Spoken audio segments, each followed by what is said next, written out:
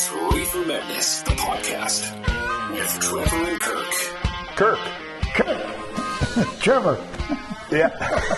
So we're back, and you were just saying off camera, you can't believe we are up to 70 plus episodes and we finally hit cancer. Yeah.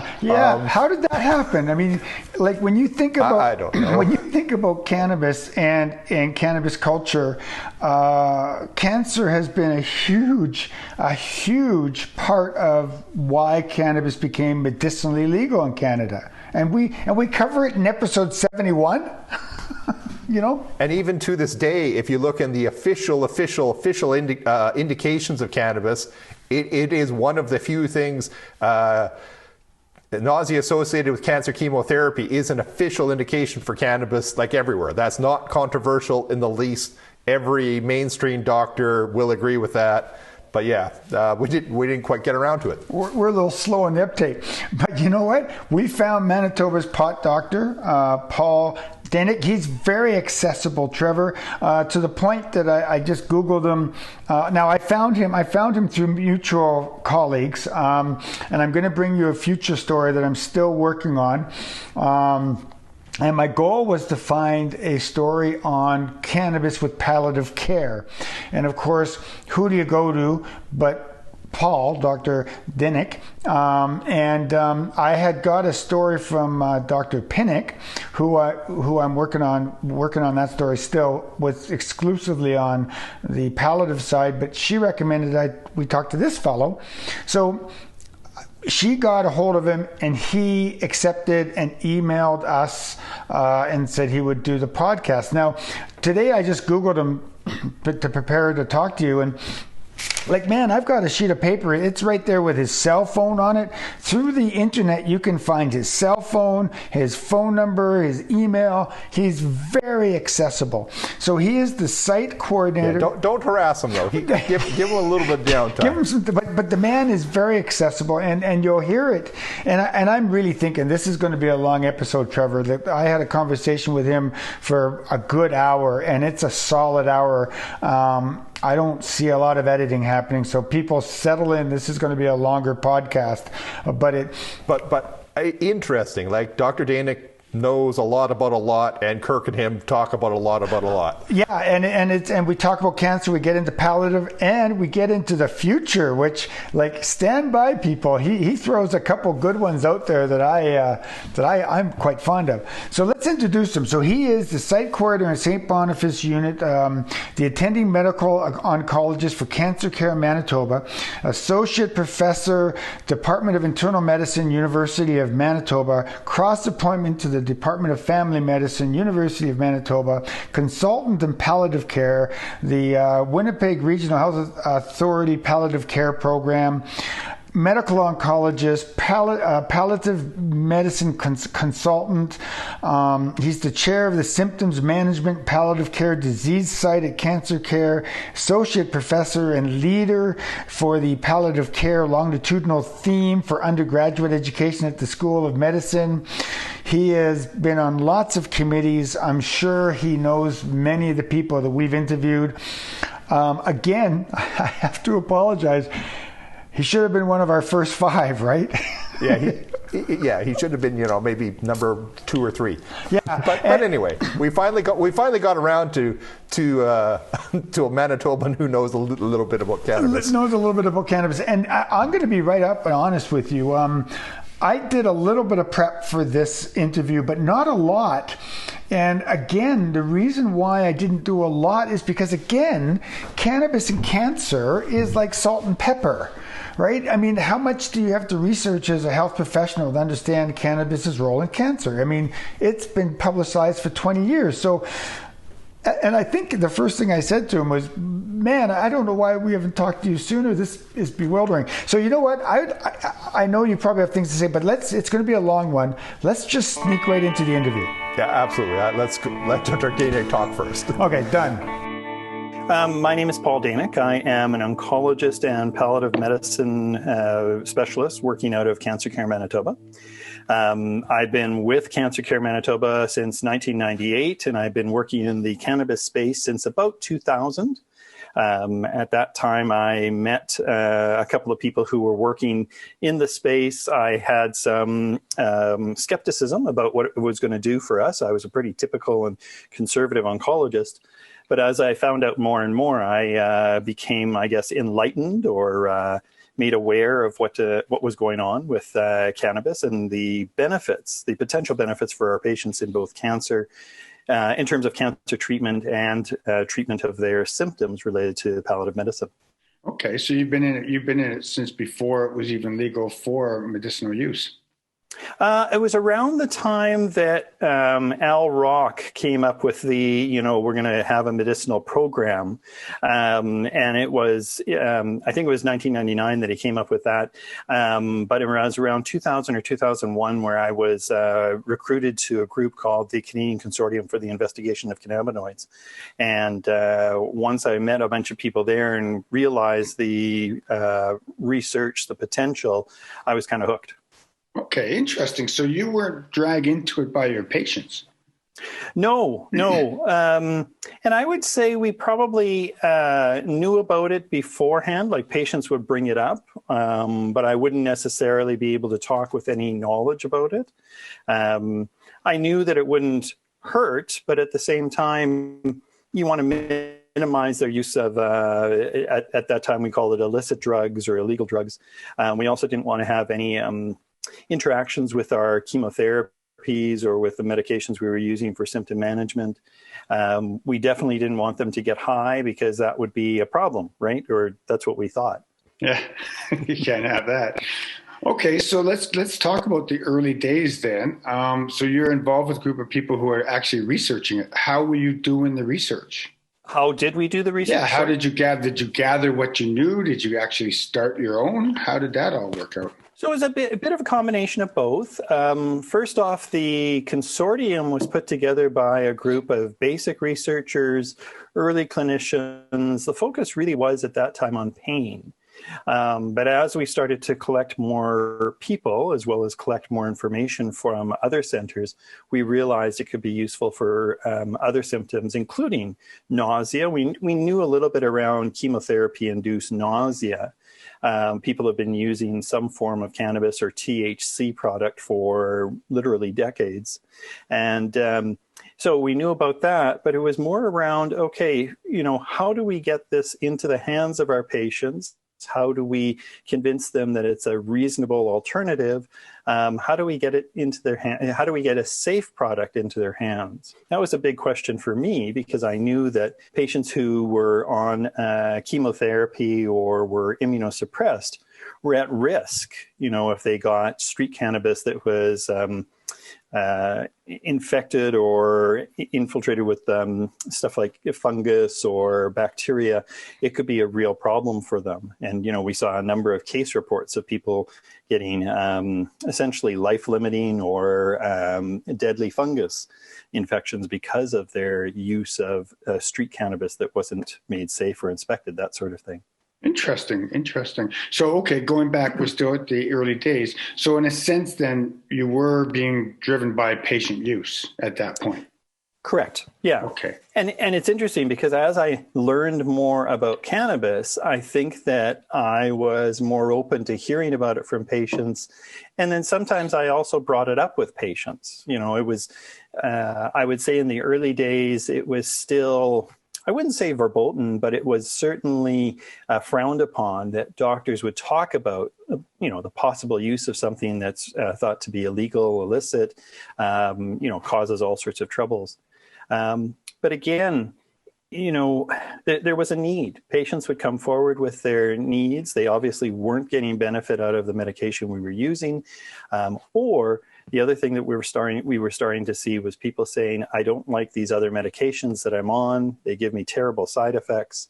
Can we get off of some of these pain medications or some of these medications for nausea, medications for other things? So it was an interesting transition, I'd say. When I'm looking back, I'd say it's a very interesting transition, how things went from, solidly in the no camp to very solidly in the yes and promote camp. So it's, we're at that point now, I imagine, solidly understood and actually being promoted. So yes. Are you saying that took the 21 years? I'm still okay. I'm still in the early days, because I mean, in the early days, I've been nursing for almost 40 years. And of course, I've never really been an oncology nurse, but of course you dabble in, you see patients and outpatients and stuff.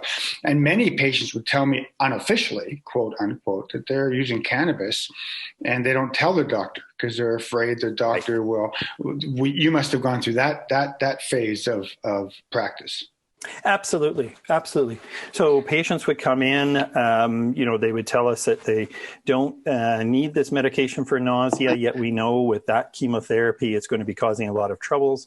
And then you kind of ask some key questions and then it comes up. I've always tried to make patients comfortable so that they could share anything and everything with us in our pain and symptom clinics. And in doing that, we were able to get more information, learn more about what else they're taking. So as you may have heard from other people, alternative and complementary treatments for patients in cancer are very commonplace. Most of them don't want to talk about it with their physicians because there's either some stigma associated with it, or they feel they're going to lose the trust of the physician. They're not going to be a good patient.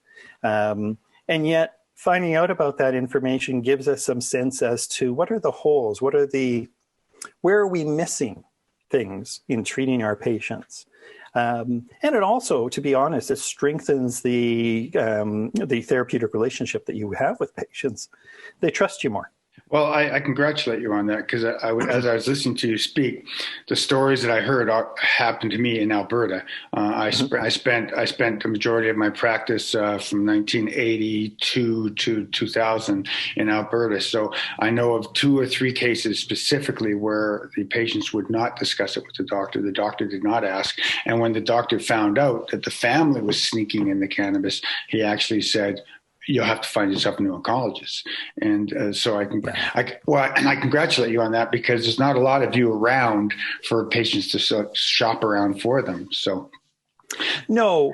And early on, once you start working with patients and early on, they started to talk to each other. So suddenly you get the reputation as the only doctor in town or the only oncologist in town that understands cannabis and is willing to write the prescription or to write the medical document for these patients. So I did get a bit of a rep as a pot doc. Yeah. And how were you with that? Initially, I was a little hesitant. Honestly, I kind of felt, I'm not sure I want that as a nickname. But now I'm actually very comfortable with it. I use it to my advantage, to say that I understand the nature of cannabis. I understand what you're going through. Let us see if we can find something that'll help with the troubles that you're having. Okay. And my friends, I have to show you this. My friends and family have taken over with that. So I get things like this now. Oh, prescriptions of marijuana. Look at that. That's a big jar. That's all over your desk, is it? Yes. And, I have done some work with industry as well, and I'm very open to teaching, but not only patients, but healthcare professionals, probably, I'm going to say conservatively, 6 to 12 times a year, I'm doing some form of teaching or rounds where I'm talking about the use of cannabis in cancer, end-of-life care, palliative care. All really important because many people want to be updated. They want to know where the current status is. Some of it is also dispelling myths. There's been a lot of myths over the years. And especially I'd say in the last 10 years, there's been some myths around the use of cannabis for cancer that are particularly important to dispel, like cannabis cures cancer. Well, that's actually one of my later questions for you, but you can dip into that one if you'd like. The whole Rick Simpson's oil thing. Right. So Rick Simpson, and you know, I don't know the full story, but the story as I can put it together was he had some concentrated cannabis product. It probably was what we would have called hash at one time. And he discovered that he had a lesion or a growth in his skin. He said, hey, if I rub it on there, let's see what happens. He never had it checked out by a physician. It was never diagnosed as cancer. The lesion, the growth, whatever, disappeared over a period of time. Thus, he now can cure cancer with his product. And then, of course, everybody kind of took off after that, and some of it was taken directly from Rick. Other times, people would create it, and then they'd call it Rick Simpson oil. They make their own, right? Yeah, exactly. And the big issue there is that we don't know what's in it. It's not like it comes from Health Canada or from a recognized distributor where you get the contents on there. Many patients got very sick because it was so concentrated. You know, they kept on saying, well, I take a grain of rice once a day or twice a day and I increase it. And I really didn't know what was going in there. So I would say, well, look, you know, obviously this is an important thing for you. Let's take a look at a better or a safer supply. There are some people, though, it's very difficult to, I don't want to say convince them, but to talk to them about the use of this, that, you know, it could cause some harm. I've had probably about under a half dozen patients who chose to go the Rick Simpson route rather than the chemotherapy route. Unfortunately, all of them died, and I would say died prematurely because they did not have access to any of our chemotherapies, or they chose not to access any of our chemotherapies, especially for things like what we would think is an eminently curable colon cancer, for instance. And I think that actually is a danger. We don't want patients to be believing something where the people are selling it with the focus of just making money. You know, we want to be able to say, hey, if this is something that you feel very strongly about, I don't see a problem in using it with chemotherapy. In fact, it might be really helpful when we're talking about nausea or appetite, pain. And so, you know, we can move forward with that. But sometimes, and I've had a few that have been quite dogmatic about it, that's the only focus that they're going to do. That's all they're going to do. And so I'm kind of left in the position of following them to minimize harm. Fair enough. And that was a way forward conversation. So going back a little bit, so cannabis in the early 2000s, it just becomes legal. I imagine now patients are coming to you more. Where did you use cannabis in early 2000s, I guess. And so how did you use it, and what formulations? So mostly we were using it for nausea associated with chemotherapy. For some people, it was appetite stimulation. You know, we had known that the people who smoke cannabis recreationally get the munchies. There was a little bit of emerging data that said the use of THC or THC CBD products would increase appetite. So that was definitely something that we used.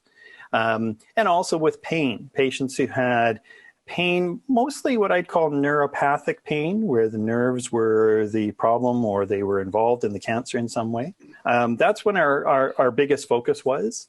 I would say that probably we were looking at one company at that time. That was Prairie Plant Systems at the time, initially out of Flin Flon, and then later on out of Saskatoon. Yes. And you know, people would come forward with some products from the street and let me see them. And because, again, we had no idea what the content was. We didn't know what was in there. We didn't know how safe it was prepared. We would suggest maybe we would look at this product out of what became CannyMed, but Prairie Plant Systems at that time. And I know that I wrote a lot of medical documents at that time, you know, the part A, the part B. I would confirm some things with other family physicians. So it was quite a time. Yeah, I'm sorry, my phone is ringing and my Roomba's going, so we're doing work out of the kitchen. So now I was reading some of your presentations. I went on the Cancer Care and found some of your presentations you've done, and you have labeled cannabis as on label and off label.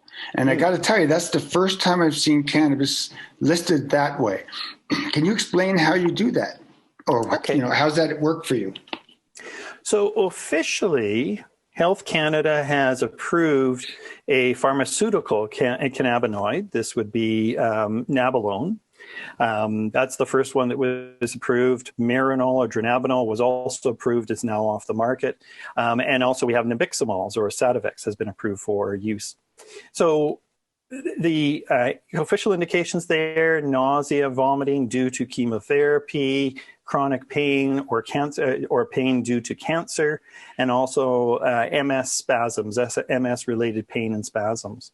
So whenever I'm talking about the use of cannabis with some of our either cancer patients or patients who have advanced disease, these are things that I mention. I want to make sure that they understand that there is that option for patients.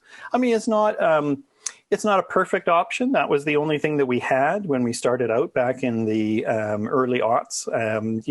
From a pharmaceutical point of view, those were the things that were covered. It was some patients didn't have the money to buy the cannabis from the licensed producer or the licensed producers over a period of time. So we were really focusing in on what was on label, or the things that were actually approved by Health Canada. When we talk about off-label, what we mean are things where there's research, strong research to support the use of this, but it isn't necessarily approved under a Health Canada framework using a pharmaceutical. Even the whole thing around the Health Canada licensed producer medical cannabis program, They haven't come up with a indication as much as you can use it for these sort of things, and they haven't put a limit on what you can or can't use it. They really leave it to the purview of the physician, to the decision of the physician and the patient. But there is a certain responsibility that we as healthcare professionals take in saying this patient is appropriate to use some form of medical cannabis product. It is interesting how it is, like, since legalization. I was reading one statistic: almost 300,000 people, 290 some odd thousand, you had listed as medical patients in 2018. Do you just throw this question up? Do you know if the number has increased since legalization or gone down? Interestingly, they went up in some places and down in others. So it was regional specific. Yes, exactly. On a countrywide basis, we're talking closer to 400,000 now. The latest numbers out of, they published them a little while ago, and that was to the end of, I think it was September of 2020. Those numbers had gone up to nearly 400,000. But if you take a look at different regions, for instance, in BC, they have the smallest number of people who are approved for medical use, probably because they have a high density of dispensaries, people using it from friends. There's a lot of access to product. The unofficial dispensaries. Exactly. And if you take a look at what happened to Alberta, initially there was kind of an increase up, and it kind of leveled out, and then it came down a little bit. And once the pandemic started, things started going up again. Ontario has always been kind of up and down because they have a very poor distribution network. Quebec has not high numbers. Manitoba has some pretty good numbers. The East Coast has some pretty good numbers as well. And again, it's all due to distribution. So, people are going out there, and some of it is seeing what's happening with the recreational market, and people will come to us, hey, I've tried a certain product. I'd like to use this medically. What's the difference between what you can give me medically and what I can get recreationally? Will they pay for it? Will it be covered under pharmacare if I get it by a medical physician? So there's a number, and that's the other thing that I think is important. We have to sit down and educate patients, because the amount of information that's out there is huge. It, and it kind of runs the gamut of, how to grow your own to this cures everything. You can use it for anything, everything, that sort of information.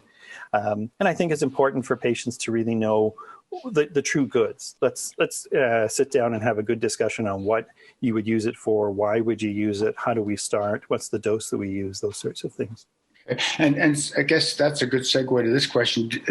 Did you, I guess in the early days, did you use the Nabalone more often than you used the flower? And now are you using more flower than Nabalone? How's it been changing in use? Excellent question.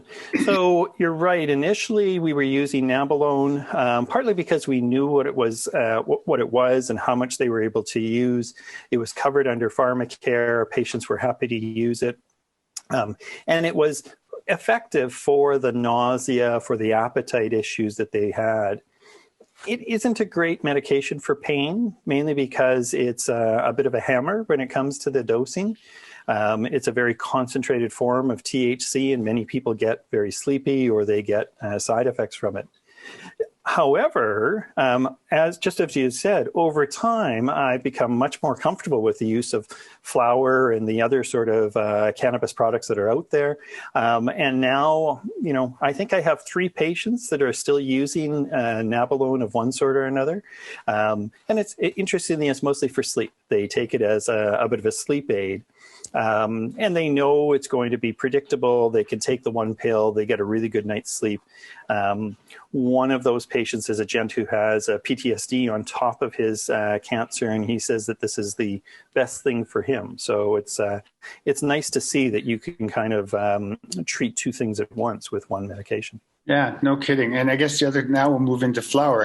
As you know, what makes cannabis so very difficult is that not every plant, not every strain is the same. So have you come up with an understanding of strains or types? I mean, sativa versus indica, if that's actually something in your world. How do you recommend somebody to move into their flower or their medical products that would be derived other than Nabalone? Excellent question. So in general, we would like patients to start with a combination of THC CBD product. I'm not a great supporter of smoked product, mainly because of the potential damage that people can get into their lungs. But I do understand if you've been using it for several years, let's say that you've been a frequent user or had enjoyment from a recreational point of view, it's going to be hard to believe that other products will work. But most of our patients are elderly. They tell me right off the bat they don't want to get high. They don't want any of the side effects. So we are often looking for a product that is high in CBD. The sativa indica question, that's an excellent question, but I don't think that we have enough research to say that one is better than the other. I know that there's a lot of personal experience, and a lot of people say, this one's better for me in terms of sleep and mellowness, and others say this gives me more energy. The issue, though, is that I don't know what the THC CBD content is. And to me, those 2 are the active ingredients. If we can figure out a ratio of those that'll work for an individual, that's the best thing to look at. So, patients will say, I don't want to get high, I just want to give this a try. Well, then let's start with some CBD dominant product. And as you know, there's a number of those on the market, maybe 20% CBD, less than 1% THC, a good place to start. And then we find a dose that kind of works for them. The older the patient, the smaller the dose you want to start. The more naive, the smaller the dose. Start low, go slow is a really good term that we use, a bit of a thing to go by.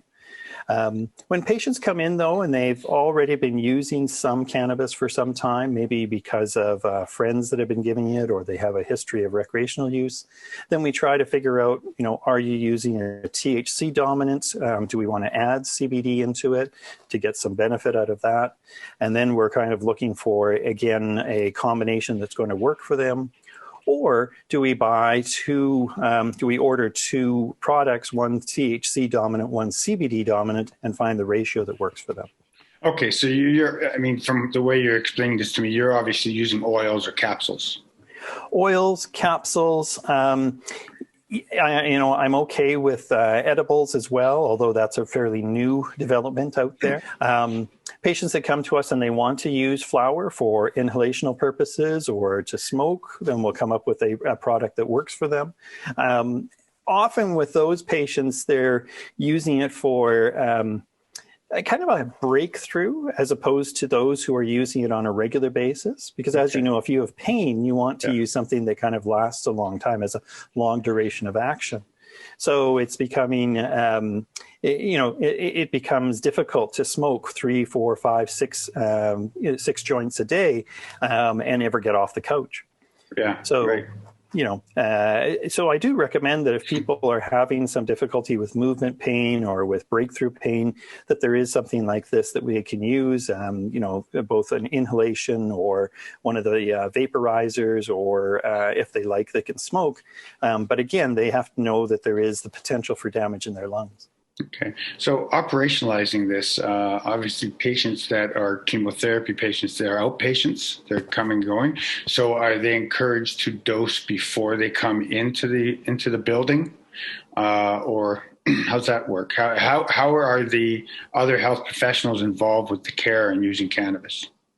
Yeah, I definitely tell people to use it before they come in. So if nausea is the big problem, they're coming in for chemotherapy, I might say you can dose the night before, dose the morning of, come in and get your chemotherapy, and then maybe dose on the, either on the way home or at home. Do not drive. Make sure that you have a driver. We'd like to have a support person there for that individual. That's become difficult in the whole COVID-19 era, with the lockdowns and the restrictions. So, for instance, oils and capsules lend themselves very nicely to this. You can take a capsule or a little bit of oil on a cookie or something before bed, in the morning, that sort of thing. And the duration of action may be as long as 8 hours. When patients are using it more for pain, then we're kind of looking at other options. Should we be using it on a regular basis? Should we only be using it at night, because nighttime is the problem? So we'll work together with them to find a dosing and or timing schedule that'll work really well. Okay. I'm sticking a lot on the cancer. I wanted to move into a little bit of end-of-life planning and palliative care. Can you explain to me how cannabis is being used in palliative care now? Sure. That's an open question. You can start anywhere you'd like. Yeah. I think it's best to look at, there are patients that start using it during their chemotherapy, their cancer treatments, and then they just continue to use it through their end-of-life care stage. Partly because they've had the benefit, there's no reason to pull that away or to swap it out with another medication, because it has unique properties and unique benefits to them. We also know, though, that some patients feel, well, okay, my chemotherapy is finished. I don't need to worry about interacting with anything. Bring it on. Let me try this. I've heard all about it. My grandson gives me a joint. Oh man, that really made me feel good. There was a lot of mellowness in there. What we find is that some people are using it for the distress of knowing that they have a shortened life, that, life is finite. They know that there's going to be a certain day when things are going to change. They want to kind of minimize that uncertainty, that whole feeling of angst as they're going through this. So, of course, in my mind, hey, this is much better than some of the medications that we have that we would ordinarily use that for. And although there's no evidence, there's a lot of patients who tell us through different studies or different observational studies that this is exactly what they're using it for. They find that their appetites improve, their quality of life, their whole quality of life improves when they're using this medication, as opposed to what was happening before when we load them up with medications like opioids for pain and benzodiazepines, other medications. So I guess, why is there no evidence? I mean, I would imagine people have been using palliative care, cannabis and palliative care for a long time. Why don't we have evidence by now? And are you involved with gathering some evidence now? Yes. And you know, Kirk, there actually is evidence out there. It's just you have to look at the right places. And I think that part of the whole trouble also was, you know, one of the biggest nations that does research in palliative medicine is the United States. They have not had access in a widespread way to this medication, trying to get approvals from the FDA and other sort of groups to move forward with this is very difficult. In fact, they didn't get, getting these sort of approvals has been downright impossible for many organizations. So what has happened is a lot of observational studies. You know, what's actually been happening on the ground, what's happening in palliative care clinics, what's happening in hospices, how do palliative care health professionals feel about all of this. But I would say in the last 2 to 3 years, we've been seeing more research. There was a recent study by a group led by a fellow named Good out of the United States, Northwestern United States. They looked at patients who were using or who were wanting to use this product. They had a THC and CBD available to them. They asked them to find a dose that worked for them. So there was a dose titration part of the study. And they, instead of looking at just one symptom, you know, let's focus on pain. They said, here's a whole bunch of symptoms that could be the trouble. Tell us what you think about this. So they started to look at kind of an overall picture, a holistic picture of what's going on with these patients. They were looking at a global impression of change. And they found that out of these patients, 44% said that they had benefit in a number of areas. They were using what's called the Edmonton Symptom Assessment Scale. Then the ESAS showed that there was benefit there. And almost half of them said that there was an improvement in their global impression of change. There was significant improvement in anxiety and depression factors or depression measurements. And we were able to get a better idea of the dosing for this. So, you know, patients were using up to about 5 to 10 milligrams of THC. They were using much more CBD than I think that we were used to. You know, the range was, if I remember correctly, 10 or 15 to 300 milligrams a day of CBD. And these were patients who were finding the dose that worked for them, you know, the tolerance as well as the benefits. So looking at that study, it gives us a better sense that, yes, palliative care patients may be frail, but they certainly can be studied. This product is safe in these patients, and we have to be able to be open with the patients and let them sort of do a little bit of titration themselves. So, you know, there is that study, I think, is a key study in palliative medicine. It's going to really define where we should go afterwards. Okay. So where did you get your training from? I mean, obviously you are obviously you are a physician oncologist. You went through that specialized training. How did you learn about pot? How did you become the pot doctor? Oh man. You know, a lot of it was learning on the fly. Some of it was learning from the patients. You know, when you have patients that are experienced in the use of, let's say, recreational cannabis, I sit them down and I want to know, what have they used? How do they use, you know, that sort of thing. And I will say, having a community of physicians, the CCIC, that consortium of cannabis producers or cannabis researchers and clinicians, has been really, really helpful. Because when something comes up, oh, you know, I've got a patient with this sort of pain, what should I do? Oh, well, this is what I've done. Oh, you should have a look at this study or take a look at this information. At the time that we started, we had a lot of preclinical information. We had, you know, hey, you use it in this animal model and you get benefit in terms of pain. In this animal model, you get benefit in terms of nausea. So then you say, okay, if it works in those animals, let's see what happens in humans based on these small studies that we have available to us. And then you kind of learn from, I don't want to say learn from mistakes, but you have little trials, what we call N of 1 trials. Hey, something worked really well in that patient. Let's extrapolate that to patient B. Hey, that worked really well in this patient. Let's do it to patient C, that sort of thing. So you're learning as you go. Now you're obviously keeping notes inside the patient charts, but do you keep your own global notes? Do you have your own binder of cheat sheets? Like how do you document your own learning?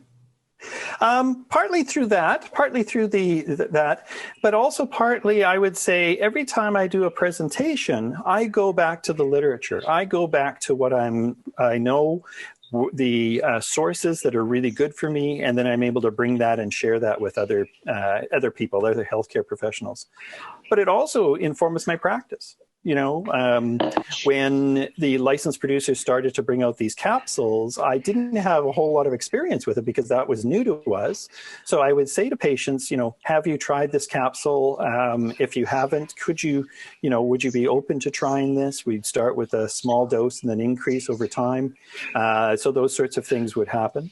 And also, as we've had more people, more experience with this, you start to have, I'm going to say, physician support groups where you can go to a conference or you can go to a webinar and talk to people about, you know, what was your experience with this? Oh, that sounds like a really cool idea. Why don't I try to bring that in for some of my patients as well? Did you ever have any problems with the college? To be honest, no. Okay. I personally have not had any problems with college. Although I will say, I was asked to sit on a committee of the college to look at medical cannabis. And we were, you know, doing some really interesting work that was there. But because of my work with some of the industry, like I do some teaching and, you know, on industry-sponsored events, they asked me, you know, maybe it's not the best. The perception isn't very good there. Why don't you step down? And I was happy to do that because I think that that's important. Even though I told them right at the beginning, I had told them my conflicts of interest. You know, I don't think that people kind of read past the first line or something. Right. Well, there's not a lot of docs that are doing this. Even today, I talked to some family docs about, you know, are they interested in cannabis? And one doc said, "I don't want to be the pot doc." And I said, wouldn't it be interesting if pot turned out to be the true miracle drug everyone that uses it says it is? And wouldn't you, in 10 years from now, wouldn't you wish you were the pot doc? And he laughed at me and said, "No, well, not today." Not today. You know, that's a really interesting comment, Kirk. Initially, I didn't either. You know, when I was initially told of the development of the CCIC, and partly because of my work in palliative medicine and in oncology, I said, well, no, my colleague here will take that on. He had some interest in it, and we kind of encouraged him to get involved. Within a year, he moved to a different province, you know, to practice, and it fell upon me again. And so I was kind of like, all right. But I must admit that was, you know, a bit of a career-changing move for me. I've been very interested in this area ever since. I've been amazed at the changes that have happened. If you asked me 20 years ago that we'd be in a time where there was legalized cannabis products in Canada, I would have said, go drown. Yeah. Well, if you said to me 20 years ago that I'd be hosting a podcast on cannabis, it'd be like, not as a nurse, I'd lose my license. But what's happening in the future? What do you think is going to happen with cannabis and cancer care, palliative care in the future? Where are we going? Okay. Really good question. I just recently reviewed that. We had the CCIC cannabinoids in clinical practice study or conference about a week ago. And it was an excellent conference. My God, we had people from all over the world, giving us information and such on both the basics as well as the applied science around cannabis. So where are we going with cannabis and cancer? Number one, I think there's been enough evidence to tell us that cannabis does not cause cancer. That has been, a story or a myth that many of us. Good to know. Yeah. You know, that's something that's been around for a while. People were worried that, you know, people smoking all of this, you're going to damage your lungs. Yes, but, you know, the damage is different than cancer itself. So if you're a pure tobacco smoker, you have a high risk of lung cancer. If you're a pure cannabis smoker, there's actually maybe a protective effect against lung cancer. You may get kind of a COPD type situation, but you certainly don't get an increase in cancer itself or the onset of cancer. There's still some question about, does cannabis cause germ cell tumors in young men? They're still kind of teasing that out with epidemiologic studies, but it's pretty clear that cannabis is not the cause of, things like breast cancer, lung cancer, head and neck cancers. So, looking at that information, first of all, kind of makes me feel more comfortable suggesting to patients that we can continue.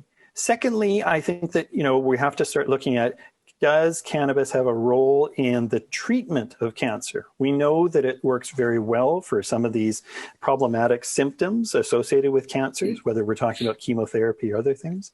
But there's a whole literature out there going back to, I believe it was 1975, that they applied a little bit of THC to lung cancer in an animal, and you had a reduction in the size of the tumor, you had a reduction in the malignancy, and the aggressiveness of the tumor. And over that period of time, there's been a lot more information regarding the use of cannabis and cannabinoids for cancer products in the preclinical, the cell culture, the animal models. Most recently, which I think is a huge step forward, they're now looking at how do we administer this? How do we administer this with chemotherapy? There was a couple of papers that were published in the last couple of months where they had infused what's called nanoparticles or microparticles with cannabis products. They use this in ovarian cancer, and the other one, was it a head and neck cancer? I think it was a head and neck cancer that they were using it in. And they were able to show that there was a significant reduction in the viability of cells. They showed a decrease in the size of the tumors when they infused this. And it actually was CBD plus the chemotherapy. So it wasn't a THC product that they were looking at. They were looking at just at a CBD product. So again, that kind of gives us a little bit of a roadmap on where to start looking at this. And we also don't know much about the dosing. Do we come in and say to everybody, we want you to be dosed during the chemotherapy? Is it after the chemotherapy? Is it, for the 2 weeks while you're on chemotherapy? And some of that is still not clear. I think that it's pretty clear when it comes to symptoms, but in terms of treatment, we still don't have enough evidence to tell us one way or the other. One other study I would just want to mention is that there was a study out of England looking at patients who had glioblastoma. This is a terrible malignancy that people usually die within 1 year of diagnosis, despite surgery, radiation, chemotherapy. This group used a product. It actually, I think, was nabiximols that they added into the treatment for these patients, and they were able to show that they could live longer. Like, at 1 year, 85% were still alive when they were using the cannabis and the chemotherapy. People who were using placebo, there was less than 50% who were alive. So, small study, only around 21 people involved, but a very clear benefit for these patients who were using this product. And I think, it sends us on a good direction on what to do with, or where to start looking at the studies for these patients. Yeah, very interesting, actually very exciting. What do you know about CBN as a cannabinoid? CBN's a new one. It is out there, like CBG or THCA, CBDA. There's a number of products that are starting to catch the attention of researchers. We don't have a lot of clinical trials, human trials on this, partly because these are harder to isolate, and they've always been just part of the cannabis plant. When you get a cannabis extract or when you're smoking the flower, there's a whole bunch of cannabinoids in there when we don't know all the measurements or all the concentrations of the products that are in there. So CBN or any of those others are products that have started to be used in the preclinical era. I think we're going to start seeing them come up as products for clinical trials. Kirk, the question comes, do we use it as a single agent or do we use it in combination? The entourage effect. Exactly. And it's interesting. We've always, in terms of the cannabis world, and let's talk about pharmaceutical companies, they're always looking for the silver bullet. They're looking for that one product that's going to work for that patient. And yet the benefits that we are seeing come from people using either whole extracts or cannabis flower. So there's got to be more than just the THC or the CBD or even the combination of that. What about the terpenes? What about the flavonoids? What about these other cannabinoids that are in there? Mm-hmm. I think that you need to have an open mind. And again, I would have said 10 years ago, we're just interested in THC and CBD. Right. But now with all this other information that's coming up, some of the really interesting work that's coming up around terpenes, I think that the way forward is to use all of the products together to get the best benefits for our patients. The entourage, yeah. The reason why I specifically mentioned CBN is it does seem new, but what I've been reading, and also I guess just my own experiences, is that it's supposed to be the one that makes you sleepy, right? Yes, okay. It's the older THC converts to CBN as the flower ages. So, I'm thinking for palliative care patients, CBN might actually be the one to help them sleep through their distress. So that's why I was wondering if that would be something you know about. Absolutely. I'd be very interested in looking at that and as part of a study. Yeah. Here's an interesting factoid. Yesterday, we had a meeting of the Canadian Cancer Trials Group, and I'm part of what's called the Symptom Control subgroup. One of the discussions we had was, hey, let's get a team together, get a project together, design a project, get it funded, and get going on a national basis. We're looking at more national studies for our patients having cancer and those with advanced cancer and palliative care. So there's lots of good intention. There's lots of people who are very interested in working with this. One of the barriers in Canada, ironically, is Health Canada. Yeah. We're saying we want to do this. Yeah, we want to do this study. Yeah. And they say, oh, wait a second, we need to fill in this form. We need to get you this license. We need to do this. Oh, it's a multi-center trial. Well, each center needs to get this done. And, it has been awful in trying to get a study going because of all the barriers that are being put up by Health Canada, to the point where Canada is actually starting to fall behind in terms of its research agenda in cannabis products. Well, we've heard that. Dr. Linda Belness was talking to us. Yeah, she was telling us about that it's interesting that we're legal recreational, and that seems to be where a lot of the research is going, on the recreational side and not necessarily on the medicinal side. Are you involved? Like you said, have you led any of your own research, or you participate? You're participating in this one research project. In the last 10 years, have you participated in any research? Yeah. We've certainly taken a look at our own information, like our own patient data. We've done some retrospective analysis of the information from our pain and symptom clinic. We presented at national conventions. One of them we presented at the European Association of Palliative Care. We were looking at patients who were using it for what we call chemotherapy-induced peripheral neuropathy, or, bad neuropathic pain after chemotherapies. And we saw that the majority of patients who were using some form of cannabis product had benefit, had a reduction in their pain, had an increase in their quality of life. Another study that we looked at, we picked 25 cases at random, and we were able to show that there was a quite significant decrease in the amount of pain medication they were using. They reduced by about, on average, 70 milligrams of morphine equivalent per day by using cannabis. 70?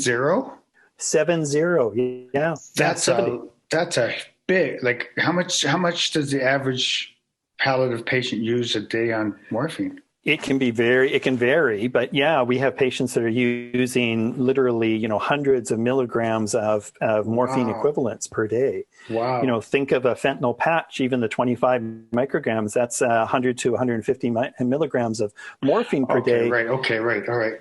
And our patients are on like 300, 400 micrograms of fentanyl per day. So, right.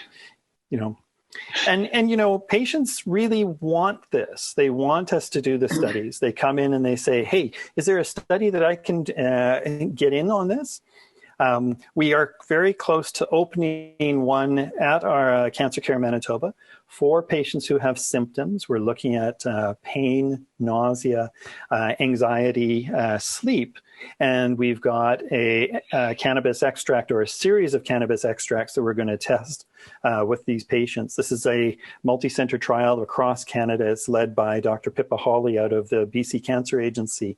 And this has been this has been a bit of an exercise in frustration for Pippa, trying to get this approved across Canada.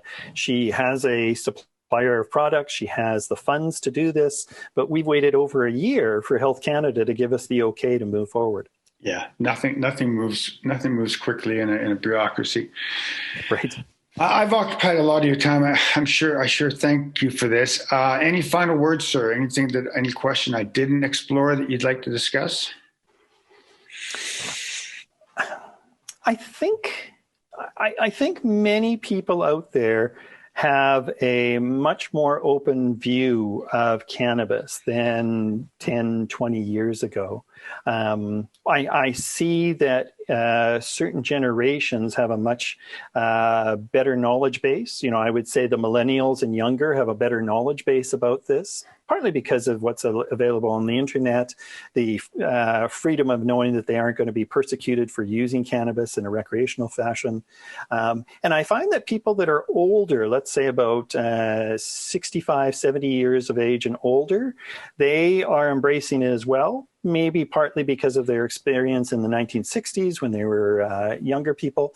But also they see that, hey, I've got these various chronic conditions. I don't really care what it does. I just want it to improve because the medications I'm using right now aren't making a big difference. And then there's a population, I would put myself in that population, kind of between the baby boomers and the millennials. There's a population that grew up during the Reagan years, the Just Say No years.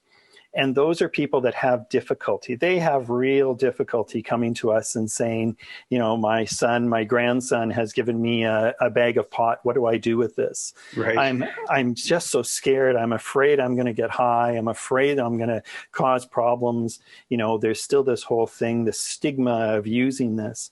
And I think that's an area that we need to look at. How do we educate people as to the safe use of this? How do we allow people to use it without that stigma?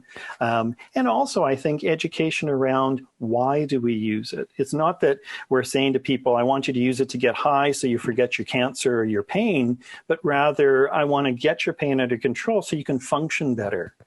You're dysfunctional because of the pain. Let's get you to be functional with the medication. And cannabis allows that. That's astounding. Absolutely. Yeah. Absolutely. I was just going to say, one education, just pitch our podcast at your patients. That'll help them.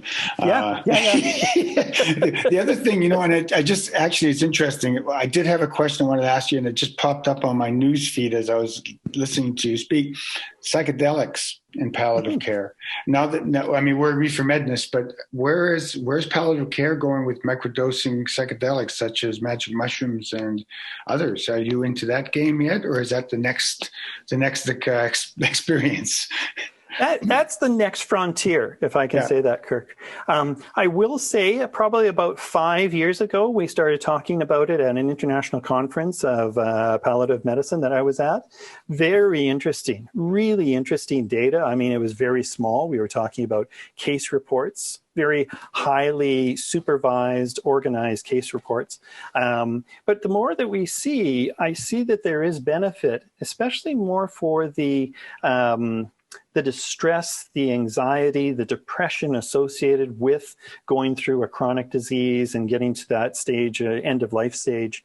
I haven't seen a lot of information around things like pain or nausea, but certainly in terms of a global benefit for patients, it really can make a huge difference, like a 180 difference to those patients who have undergone it. We've had such a challenge getting people to accept cannabis. You can imagine when we say, we're starting to use LSD. We're going back to the psychedelic trips. It's interesting how medicine just goes in circles sometimes. Yes. Yeah. Music. We give all of our guests an opportunity to ask for some music at the end of their segment. What would you like us to play?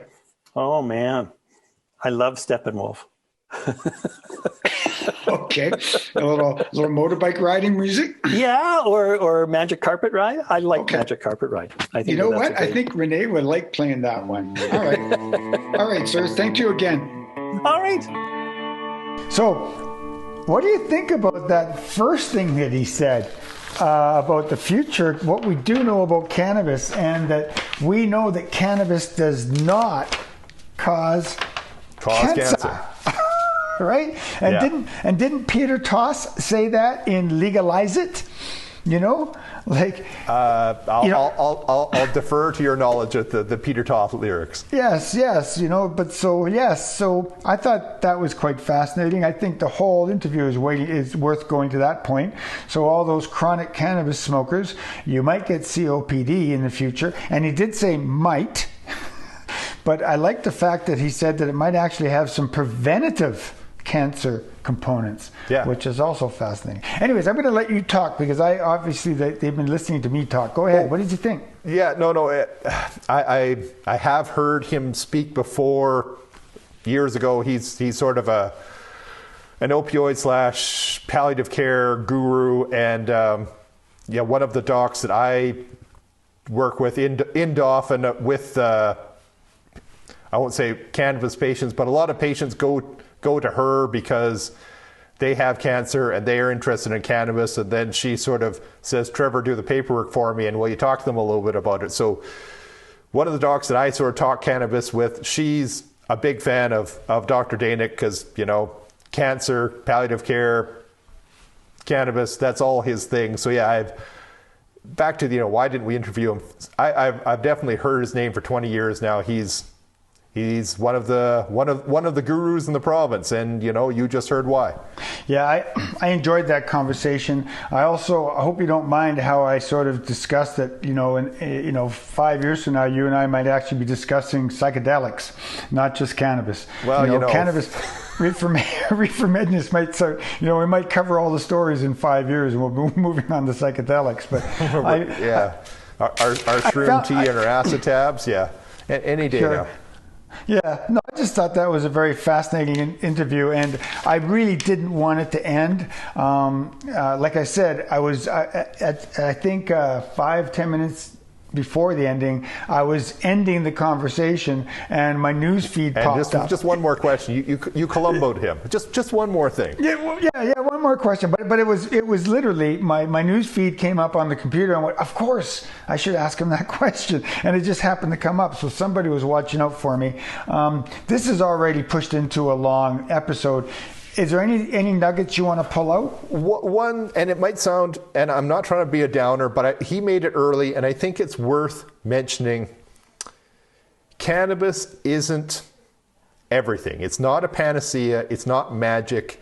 He talked about people who wanted to go, just cannabis and ignore their chemotherapy, and they frankly didn't live as long. Now, that's their choice. The patient should have autonomy and that kind of thing, but cannabis does lots of wonderful things, but it's not everything. It's just don't ignore everything else with it. It's not everything. It does lots of wonderful things, but think of it more as an add-on. I thought he stressed that nicely, and unfortunately, because he's been practicing long enough, he's seen what happens when people decide to go the just cannabis and ignoring, like you said, there's one patient he was thinking of that had an eminently curable colon cancer, and decided that didn't want to go that way, and frankly, life ended sooner than it should have. Well, and I also found him very approachable. I've shared often the story of my friend in Alberta who hid his use of cannabis back in the 90s.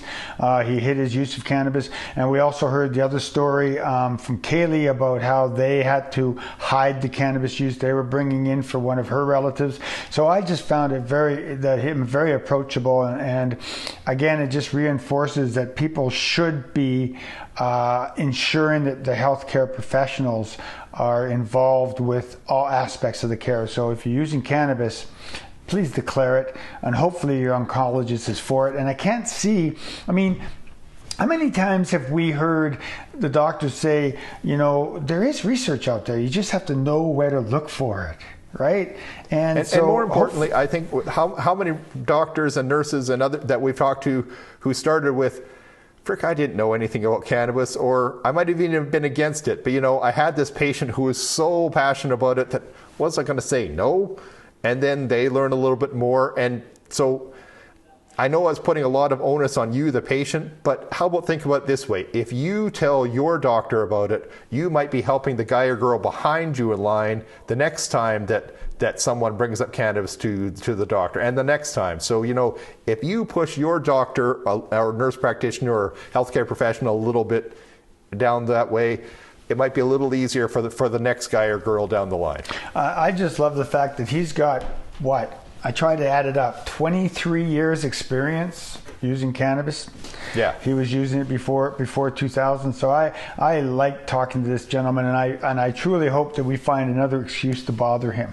So yes. Sorry, Dr. Daeninck, you're on our list. So I don't have much more to say. It's already a long episode, and I love this choice of music. I must admit, when he asked for Steppenwolf, Magic. You didn't picture him being a Steppenwolf guy, did you? And Magic Carpet Ride.